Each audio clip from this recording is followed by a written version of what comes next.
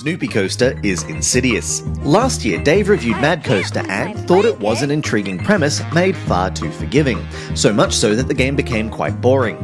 Well then, why is Snoopy Coaster better when it's basically the same game with a different skin? Well, because Dave is a Peanuts fan, of course, and while it's easy to sneer at a game using a licensed property to try and pull in fans of that property, the sad truth is that it works. Now, don't get us wrong, this doesn't change the gameplay in any meaningful way, but the change in presentation does a lot to add a certain level of charm. For those who need a refresher on the gameplay, this is an endless runner on a roller coaster. You jump to collect coins, travel on different tracks to earn more coins, and swipe furiously on the screen in the middle of a loop to earn more points. When the game finally ends, with the Peanuts cast horrifically crashing to their deaths, you can use coins acquired to buy upgrades and cosmetic changes to the coaster.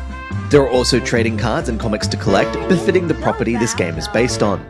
All the criticisms still remain, however. The game is far too forgiving, with games lasting at least 5 minutes if not longer, and the upgrades aren't really impressive, only extending the power-ups acquired in-game. Plus their prices, while not overly expensive, require a bit of grinding to achieve.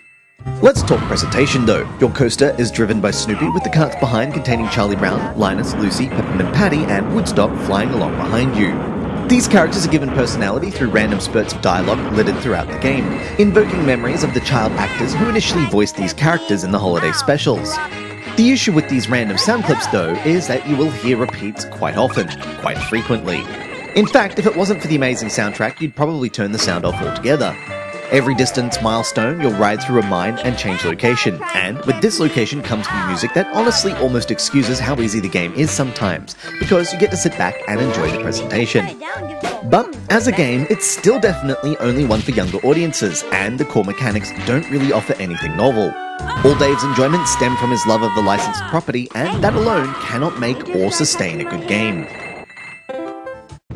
This has been Andrew with AppSpy.com. We review, you decide.